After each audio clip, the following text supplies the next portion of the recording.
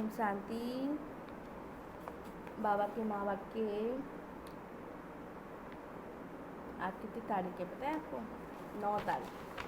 कल की मुरली में बाबा ने क्या कहा था? दिल पे हाथ रख के देखो। क्या पूछो कि बाबा ने हमें कितना उच्च ज्ञान दिया है। पहले था क्या ऐसा ज्ञान? तो आज बाबा ने कहा 9 तारीख के माँ बाप की है। बाबा ने कहा मीठे बच्चे, हर बात में योग बल से काम लो, है ना। बाबा कहते हैं जहाँ कुछ नहीं काम आता वहाँ योग बल काम आता है। तो हर बात में योग बल से काम लो। बाप से कुछ भी पूछने की बात नहीं रहेगी। योग से अपने आप ही आपको पता चल जाएगा, टचिंग आ जाएगी, तो कुछ भी पूछने की बात नहीं है। तुम ईश्वरीय संतान हो, इसलिए कोई भी आसुरी काम नहीं करो। प्रश्न है तुम्हारे इस योग बल की करामात क्या है? मतलब बाबा ने कहा योग के क्या क्या फ़ायदे हैं, तो आज निकालिएगा क्या क्या फ़ायदे होते हैं हमारे योग के। तो आपको पता लगेगा कि हमको योग लगाने से कितने फ़ायदे होते हैं। उत्तर है यही योग बल है जिससे तुम्हारी सब कर्मेंद्रियाँ क्या हो जाती है? वश हो जाती है। योग बल के सिवाय तुम पावन बन नहीं सकते हो। बाबा कहते हैं आज तक तुमने बहुत उपाय किए पावन बनने के लिए, लेकिन बिना योग बल से तुम पावन बन नहीं सकते हो। योग बल से सारी सृष्टि पावन बनती है। इसलिए पावन बनने के लिए, भोजन को शुद्ध बनाने के लिए ज्ञात की यात्रा में रहो। युक्ति से चलो, नम्रता से व्यवहार करो। युक्ति से चलो, हर एक के साथ हमारा व्यवहार कैसा होना चाहिए? नम्रचित होना चाहिए। ओम शांति। रूहानी बाप रूहानी बच्चों को समझाते, दुनिया में किसको मालूम नहीं कि रूहानी बाप आकर स्वर्ग की व नई दुनिया की स्थापना कैसे करते हैं, कोई भी नहीं जानते। तुम बाप से भी कोई प्रकार की ऐसी कोई मांगनी तो नहीं करते? बाबा की तरफ तुम्हें मांगने की क्या जरूरत है? बिन मांगे मोती मिले, मांगे मिले ना भी। तो भगवान बिन मांगे ही हमें सब कुछ दे देते हैं, कुछ मांगने की उनसे जरूरत ही नहीं पड़ती है। बाप सब कुछ समझाते, कुछ भी पूछने की दरकार नहीं, सब कुछ आप ही समझाते रहते हैं। बाप कहते हैं मुझे कलप कलप इस भारत खंड में आकर क्या करना है सो मैं जानता हूँ। बाबा कहते हैं मुझे क्या करना है ये मैं जानता हूँ, तुम नहीं जानते। रोज़ रोज़ समझाते रहते हैं बाबा। बाबा रोज़ हम बच्चों को समझाते रहते हैं। कोई भल एक अक्षर भी ना पूछे तो भी बाबा हम बच्चों को डेली देखो 4 पेज की मूल्य समझाते रहते हैं।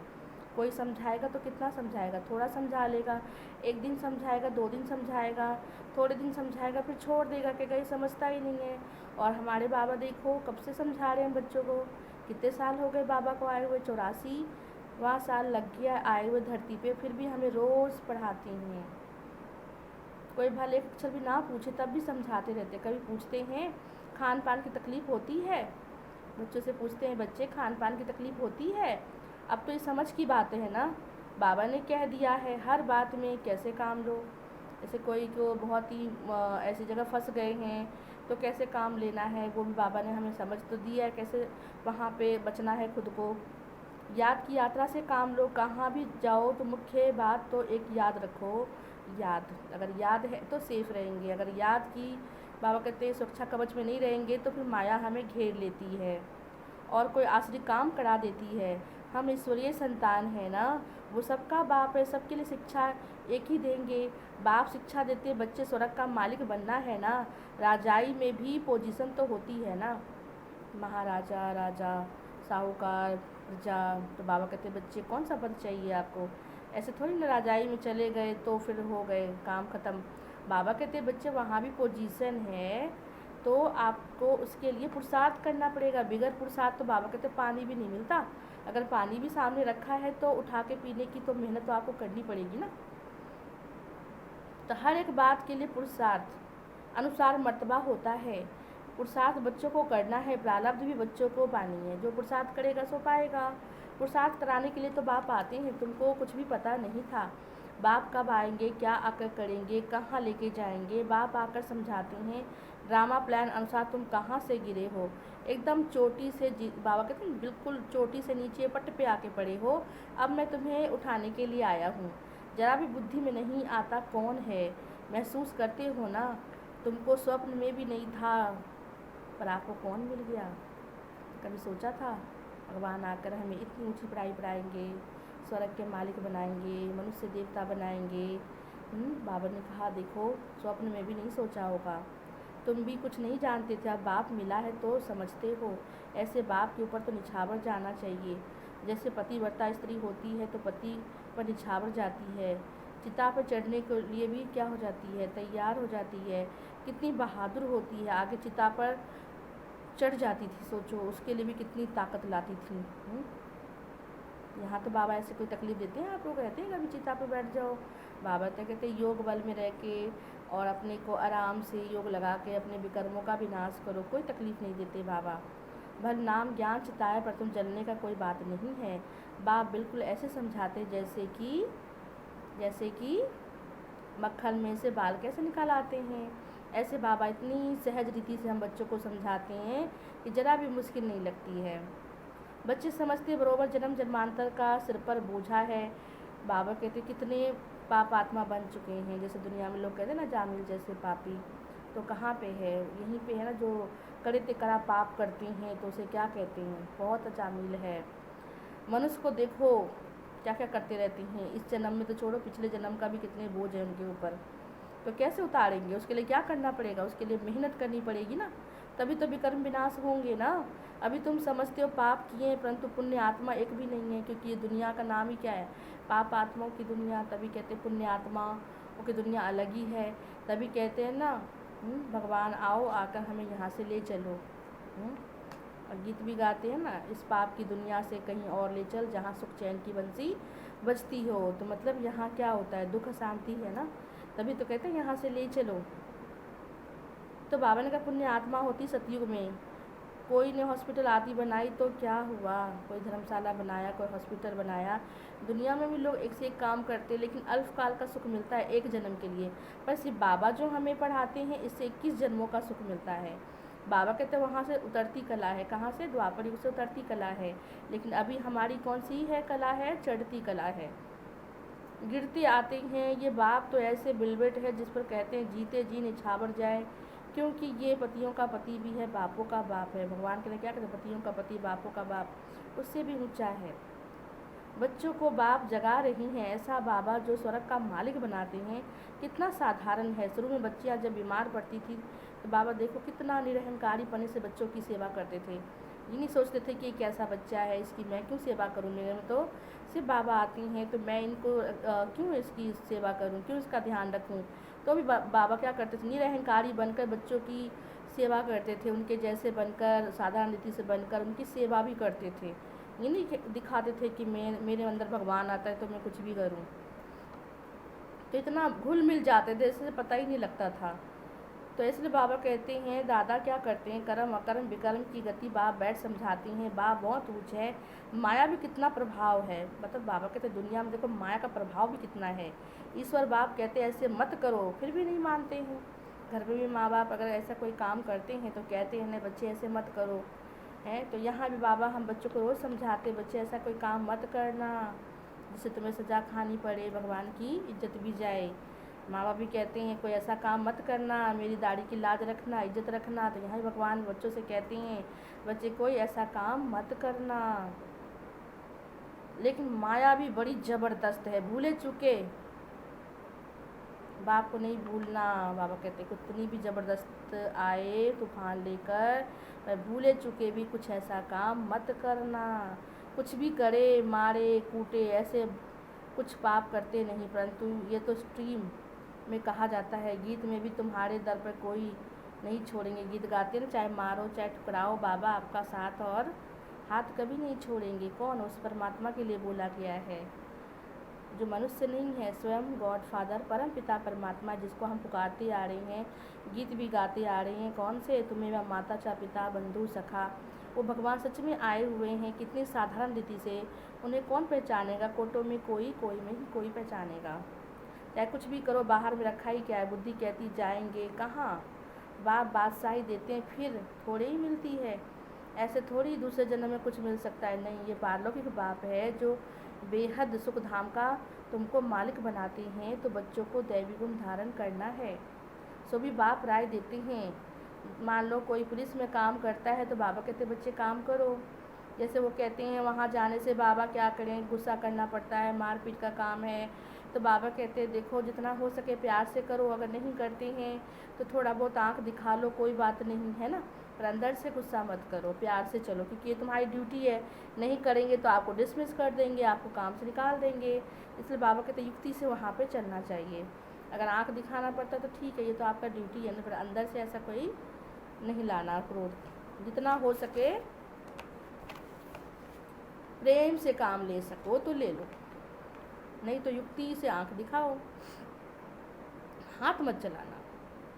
बाबा के कितने ढेर बच्चे हैं, बाबा को भी बच्चों का होना रहता है, ख्याल रहता है। मूल बात है पवित्र रहना। बाबा कहते पवित्र बनेंगे तभी तो पवित्र दुनिया के मालिक बनेंगे।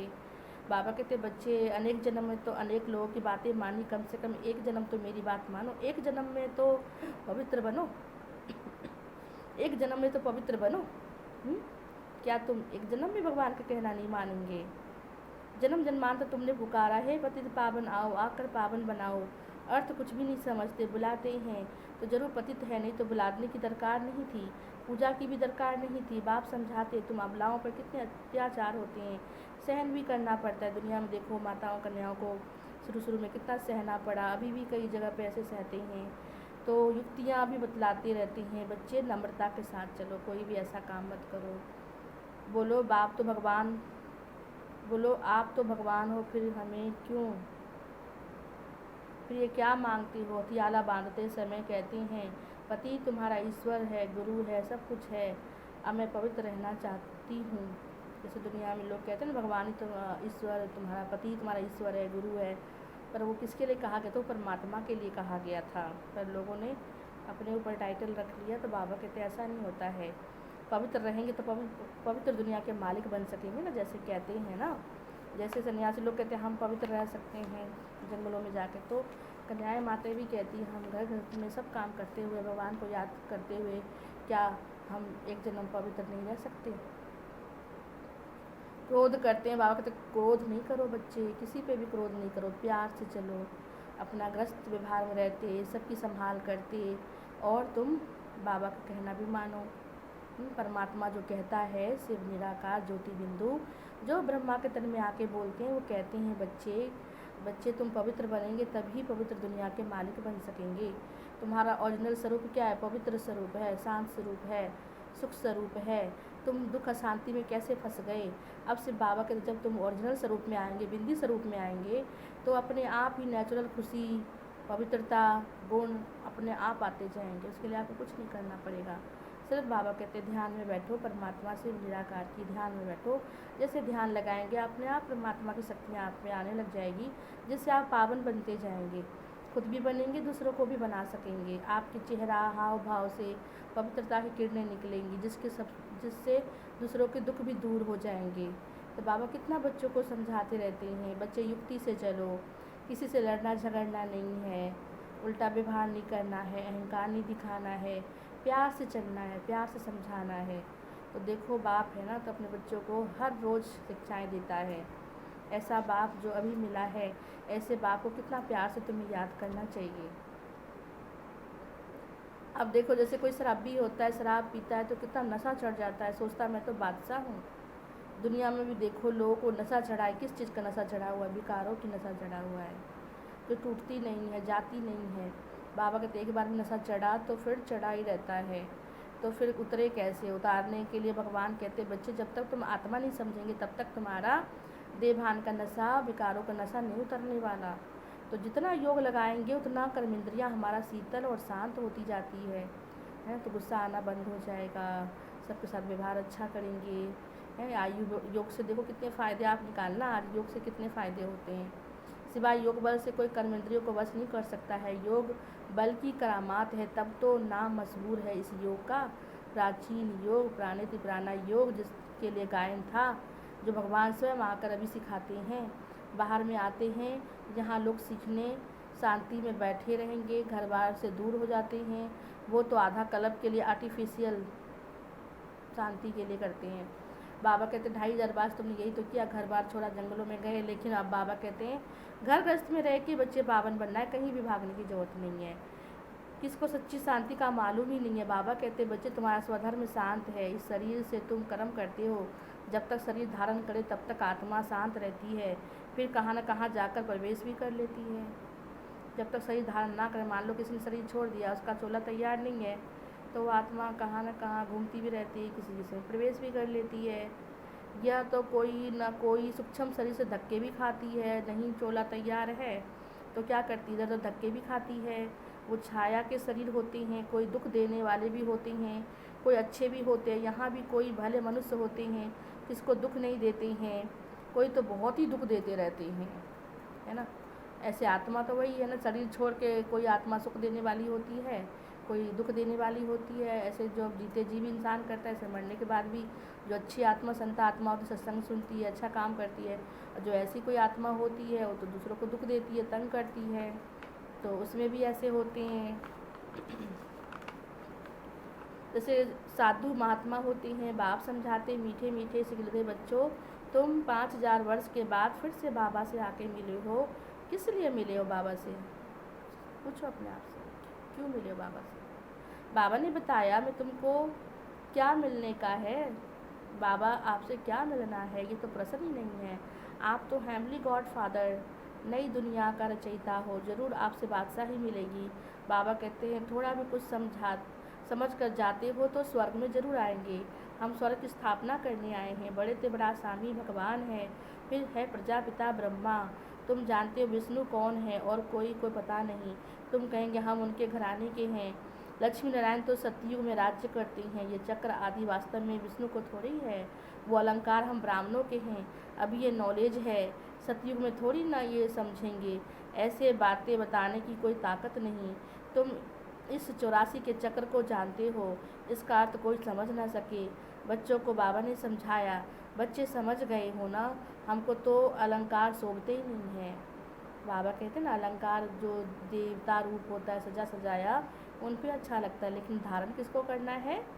हमें करना है। सुदर्शन चक्रधारी हमें बनना है। इसका मतलब नहीं किसी को गला काटना है। बाबा कहते सुदर्शन माना अच्छा सोचना, अच्छा देखना, अच्छा बोलना, है ना, शुभ चिंतन करना। तो बाबा कहते हैं शुभ चिंतन से दूसरों को भी चित्त को बदल देना। तो बाबा कहते सुदर्शन चक्रधारी बनो, आदि मध्य अंत का ज्ञान बुद्धि में फिराते रहो, तो फालतू की बातें बुद्धि में नहीं घूमेगी, है ना। तो बाबा कहते अपने आप को बिजी रखो। बाप कितना सहज कर समझाते हैं, इस चक्र की आयु कितनी बड़ी तो हो नहीं सकती है। मनुष्य सृष्टि का समाचार सुनाया जाता है, इतने मनुष्य है ऐसे थोड़ी बताया जाता है। कछुए कितने हैं, मछलियाँ आदि कितनी है, मनुष्यों की बात की जा रही ना, कितनी जनसंख्या है। तुमसे लोग पूछते हैं भाई ये कौन है, जानवरों के बारे में पूछते हैं। भगवान कहते पहले अपने बारे में तो जानो। तो तुमसे प्रश्न पूछते हैं, बाबा कुछ बतलाते रहते हैं, सिर्फ उस पर पूरा ध्यान देना चाहिए, जो बाबा कहते हैं उस पर ध्यान देना चाहिए। बाबा ने समझाया योग बल से तुम सृष्टि को पावन बनाती हो, तो क्या योग बल से खाना शुद्ध नहीं हो सकता है? अच्छा तुम तो ऐसे बनी हो, फिर कोई को आप समान बनाते हो। अभी तुम बच्चे समझते हो बाबा आया है स्वर्ग की बादशाही देने, तो इनको रिफ्यूज नहीं करना, छोड़ना नहीं। विश्व की बादशाही रिफ्यूज की तो सब कुछ ख़त्म, फिर रिफ्यूज कर दिया तो सब कुछ तुम्हारा कहाँ चला जाएगा? इस किचरे के डब्बे में चला जाएगा। ये सारी दुनिया ही क्या बन चुकी है, कीचड़ पट्टी। तभी तो कहते हैं रहना यहीं पे पड़ेगा, पर इसी में रहकर तुम्हें कमल जैसा बनना है। तो बाबा ने कहा दुनिया का हाल देखो क्या होता जा रहा है। तुम जानते हो विश्व के मालिक बनते हैं, किसको पता नहीं।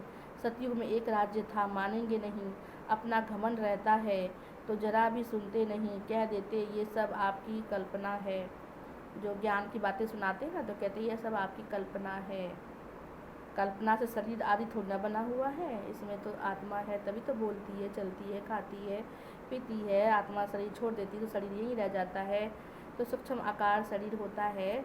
तो बाबा कहते कल्पना की बात थोड़ी ना हो रही है, बस ईश्वर की कल्पना। फिर कहेंगे बस ईश्वर की कल्पना है, ईश्वर जो चाहे सो बनते हैं, उनका खेल है, ऐसी बातें करती हैं। तो ईश्वर भी तो ईश्वर है, वो जो मर्जी थोड़ी ना कर सकता है, वो भी तो दुनिया के नियम के प्रमाण ही चलेगा ना। ये थोड़ी ना कि आसमान को नीचे ले आए और धरती को ऊपर ले जाए। भगवान है तो भगवान की जगह पे नियम में चलता है ना। जैसे हमें भी दुनिया में रूल्स है, उस पर फॉलो करना पड़ता है। नहीं करेंगे तो लोग क्या कहेंगे, देखो ये रूल्स को फॉलो नहीं करते। जैसे भगवान तो सबसे बड़ा है, वो कैसे रूल फॉलो नहीं करेगा। तो दुनिया के नियम कायदे बनाने उस अनुसार हमें चलना पड़ता है। तो भगवान भी कहते हैं बच्चे उसमें रह के ही चलना पड़ता है। बात मत पूछो, अभी तुम जानते हो बाबा आया है। जो बूढ़ी बूढ़ी माताएं हैं कहती है ज़्यादा चीज़ें याद नहीं रह सकती, तो कहते बाबा कोई बात नहीं, 2 शब्द तो याद रख सकती हो। मेरा बाबा ही करते रहो। बाबा 5000 वर्ष के बाद हम आपसे स्वर्ग का वर्षा लेते हैं। हम आए हैं स्वर्ग की राजाई लेने। तुम जानते हो सभी एक्टर्स अपना अपना पार्ट बजा रहे हैं। एक ना मिले दूसरे का पार्ट, सबका अपना अपना रोल है, सब अपना अपना रोल कर रहे हैं। हम भी अपना अपना रोल कर रहे हैं, है ना। तो देखना है कि हमें रोल कैसा करना है। लेकिन कई बार हम क्या करते हैं, अपना छोड़ कर दूसरों को देखने में ज़्यादा ध्यान देते हैं। अगर अपने देखने में ध्यान देंगे तो आपका रोल बहुत अच्छा होगा, और दूसरे को देखने में रह जाएंगे तो आपका रोल ख़राब हो जाएगा। इसलिए बाबा कहते बच्चे अपने पे ध्यान दो। तो तुम इसी जन्म के नाम रूप में आकर इसी समय बाप से वर्षा लेने का पुरुषार्थ करेंगे। कितनी अथाह कमाई है। भल बाबा कहते थोड़ा भी सुना है तो कहाँ आएंगे। अगर बाबा का ज्ञान थोड़ा भी सुना है तो कहाँ आएंगे, सोचिए कहाँ आएंगे। बाबा के स्वर्ग में ज़रूर आएंगे, लेकिन पद कैसे मिलेगा, उसके लिए क्या करना पड़ेगा, उसके लिए मेहनत करनी पड़ेगी। बिना पुरुषार्थ के कुछ नहीं मिलने वाला। स्वर्ग में तो आ जाएंगे, लेकिन बाबा ने कहा वहाँ भी पोजीशन है, देख लो क्या लेना है। राजा बनना है, प्रजा बनना है, साहूकार बनना है, क्या बनना है, दास दासी बनना है। तो जैसा आपका पुरुषार्थ होगा वैसे ही आपका रोल होगा, है ना। तो इसलिए बाबा कहते हर एक मनुष्य पुरुषार्थ तो उच्च बनने का ही करते हैं ना। लास्ट में कहते किस्मत, ड्रामा, मतलब नसीब। पहले तो कोशिश करते हैं ना, पहले ही सोच ले कि हम तो कर ही नहीं पाएंगे तो कभी पढ़ाई करेंगे ही नहीं। इसलिए बाबा कहते पढ़ना भी है, उच्च पद पाने का पुरुषार्थ जरूर करना है। तो हर एक मनुष्य पुरुषार्थ करते हैं उच्च बनने का। तो पुरुषार्थ फर्स्ट है, पुरुषार्थ फर्स्ट है। अच्छा, मीठे मीठे सिकलधे बच्चों प्रति माता पिता बाप दादा का याद प्यार और गुड मॉर्निंग। रूहानी बाप की रूहानी बच्चों को नमस्ते। रूहानी बच्चों की रूहानी बाप को नमस्ते नमस्ते नमस्ते। धारणा के लिए मुख्य सार बाबा ने कहा, पूरे मूल्य का सार बड़े ध्यान से सुनिएगा। जैसे बाबा बच्चों की सेवा करती हैं, कोई अहंकार नहीं करती हैं, तो अपने आप को चेक करिएगा हमको कहाँ कहाँ अहंकार आता है, किन किन बातों में आता है। तो नोट करिएगा, नोट करेंगे तो आप अपने आप को बदल पाएंगे। हमें अहंकार तो नहीं आता, ज्ञान का भी अहंकार तो नहीं आता, ये भी तो नहीं आता कि हम तो बहुत पुराने हैं, हम तो बहुत अच्छे नियम में चलते हैं, है ना। तो शुद्ध अहंकार का भी अहंकार कभी नहीं आना चाहिए। तो ये भी कहीं ना कहीं अहंकार है। बाबा कहते हैं इसको भी दूर करना है। ऐसा ना हो कि हम धोखे में ही रह जाए और धोखा खा जाएं। इसलिए ध्यान देना है, अपने को चेक करना है कहाँ कहाँ अहंकार आता है, जो हमें पता भी नहीं चलता है। जैसे बाप बच्चों की सेवा करते, कोई अहंकार नहीं, ऐसे फॉलो करना है। बाप की श्रीमत पे चलकर विश्व की बादशाही लेनी है। जो बाबा कहते हैं उनकी श्रीमत पे चलकर विश्व की बादशाही लेनी है। रिफ्यूज नहीं करना है, ख़त्म नहीं कर देना है। दूसरा है कौन मिला है, बापों का बाप पतियों का पति, जो सबसे ऊंच है, विलवेट है, उस पर तो जीते जी निछावर जाना चाहिए। जैसे पतिव्रता स्त्री के लिए बाबा ने कहा ना कैसे निछावर जाती है, जलती चिता पे चढ़ जाती है। तो बाबा तो ऐसा नहीं कहते जलती चिता पे चढ़ जाओ, बाबा तो प्यार का सागर, कितना प्यार करते हैं। जैसे मर्जी बाबा को याद कर लो। जीते जी निछावर जाना है, ज्ञान चिता पे बैठना है। कभी भूल चुके से क्या नहीं करना, उल्टा काम नहीं करना। बाबा कहते कभी भी भूले चुके भी बाप को भूल कर उल्टा काम नहीं करना। आज का वरदान है मास्टर ज्ञान सागर बन, ज्ञान की गहराई में जाने वाले अनुभवी रूपी रत्नों से संपन्न भव। मास्टर ज्ञान, बाबा कहते हैं ज्ञान सागर, क्यों बोला बाबा ने मास्टर ज्ञान सागर। अपने बाद देखो दूसरा नंबर दिया है बाबा ने। जो बाप में सर्व शक्तियाँ हैं वो आप में भी सर्व शक्तियाँ हैं। वही बाबा कहते से तो मास्टर ज्ञान सागर बन, ज्ञान की गहराई में जाने वाले, अनुभव रूपी रत्नों से संपन्न भव। जो बच्चे ज्ञान की गहराई में जाते हैं वे अनुभव रूपी रत्नों से संपन्न बनते हैं। एक है ज्ञान, क्या होता है, एक है ज्ञान सुनना सुनाना, और दूसरा क्या है, दूसरा क्या है, एक तो होता है सुनना सुनाना, दूसरा है अनुभवी मूर्त बनना, मतलब उस ज्ञान का अनुभव करना। अनुभवी मूर्त बनना, अनुभवी सदा अविनाशी हो जाता है। जो अनुभव में आ जाती चीज़ वो अविनाशी हो जाती है, उसे कोई ख़त्म नहीं कर सकता उस चीज़ को। तो अनुभवी मूर्त बनना, अनुभवी सदा अविनाशी और निर्विघ्न रहते हैं, उन्हें कोई भी हिला नहीं सकता है। ज्ञान के आधार पर कोई हिल भी सकता है, लेकिन अनुभव के आधार से कोई आपको हिला नहीं सकता है, क्योंकि आपको खुद उस पर विश्वास किया है, ट्रस्ट किया है, अनुभव किया है, तो आपको कोई नहीं हिला सकता है। अनुभवों के आगे माया भी कितनी भी कोशिश कर ले वो भी हार खा जाती है। अनुभवी के आगे दुनिया में लोग कहते हैं ना, हम बड़े बुजुर्ग अनुभवी हैं, जो बात बताएंगे अनुभव के आधार से बताएंगे, उसमें 100% आपको सफलता मिलेगी। तो जो अनुभव कर लेता है ना, तो उसकी सफलता निश्चित है, उसे माया भी हिला नहीं सकती है। तो अनुभवी के आगे माया की कोई भी कोशिश सफल नहीं होगी। अनुभवी कभी धोखा नहीं खा सकता है, इसलिए अनुभवों को अपना बढ़ाओ। ज्ञान सुनने के साथ साथ क्या करो, अपनी अनुभवों को भी बढ़ाओ। तो इसलिए अनुभवों को बढ़ाते हुए हर गुण के अनुभवी मूर्त बनो। मनन शक्ति द्वारा शुद्ध संकल्पों का स्टॉक जमा करो। जितना ज्ञान का मनन करेंगे, जितना मनन करेंगे, उतना क्या निकलेगा आपके अंदर से, मक्खन निकलेगा, है ना। तो हर गुण के अनुभवी मूर्त बनो, मनन शक्ति द्वारा शुद्ध संकल्पों का स्टॉक जमा करो। स्लोगन है, फरिश्ता वो है जो देह के सूक्ष्म अभिमान के संबंध से भी न्यारा है। फरिश्ता वो है जो देह के सूक्ष्म अभिमान के संबंध से भी क्या है, न्यारा है ना। जैसे बाबा ने कहा ना, हमारे सूक्ष्म में भी क्या आ जाते हैं, कभी कभी अभिमान आ जाता है जो पता नहीं चलता है। जैसे बाबा ने आज भी कहा, अभिमान नहीं करना है, अपने गुणों का, शक्तियों का भी अभिमान नहीं करना है। तो आज का मूल्य बड़े ध्यान से सुनेंगे, सुन तो लिया है, अब इसको मनन चिंतन करेंगे, और जितना मनन चिंतन करेंगे उतना क्या निकलेगा आपके अंदर से, मक्खन निकलेगा, है ना। तो बाबा ने कहा ना, कितना प्यारा बाप है, उसको बड़े प्यार से याद करना है, ठीक है। अच्छा, ओम शांति।